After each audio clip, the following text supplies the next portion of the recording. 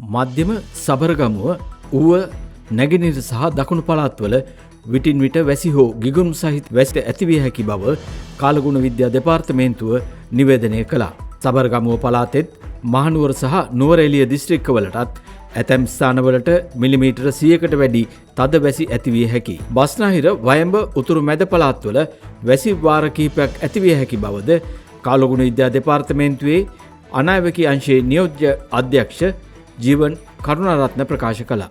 අද දිනේදී දිවයිනේ මධ්‍යම සබරගමුව ඌව නැගෙනහිර සහ දකුණු පළාත්වල විටින් විට වැසි ඇති වේවි.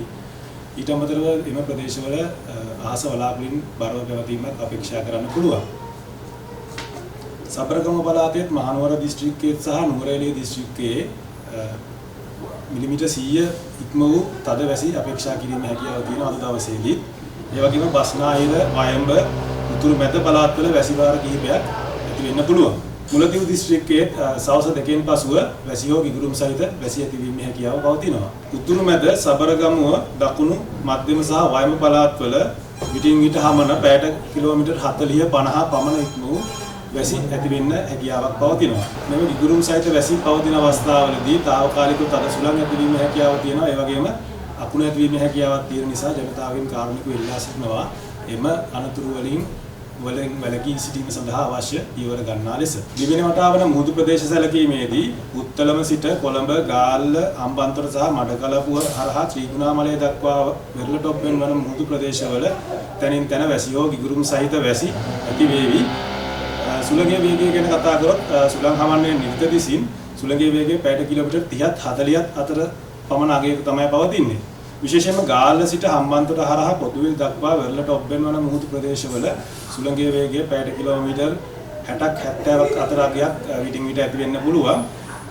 ඊට අමතරව පුත්තලම සිට කොළඹ හරහා ගාල්ල දක්වා වෙරළටොප්පෙන් වන මුහුදු ප්‍රදේශවල සුළඟේ වේගය පැයට කිලෝමීටර් 50ක් 60ක් අතර අගයක් ඇති වේවි.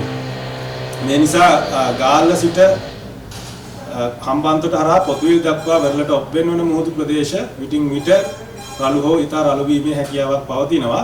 එබැවින් මෙම මුහුදු ප්‍රදේශයට නැවත දැනුම් දෙන තුරු යාත්‍රා නොකරන ලෙස දීවර සහ නාවික ප්‍රජාවගෙන් කාරුණිකව ඉල්ලා සිටිනවා.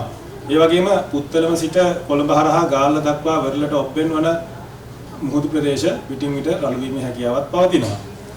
පුත්තලම සිට කොළඹ ගාල්ල සහ හම්බන්තොට හරහා පොතුවිල් දක්වා වෙරළටොප්පෙන් වන මුහුදු ප්‍රදේශ වල මුහුදු රළ උස මීටර් 2.5 3ත් අතර අගයක් වගේ ඉහළ යන්න පුළුවන්.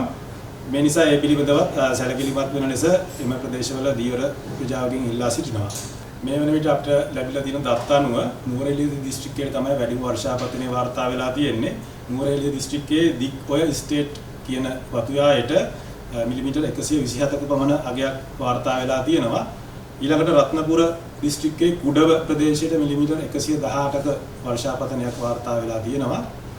කෑගල්ල දිස්ත්‍රික්කයේ කළුපහන ස්ටේට් එකට මිලිමීටර් 102ක වර්ෂාපතනයක් දැනට වාර්තා වෙලා තියෙනවා.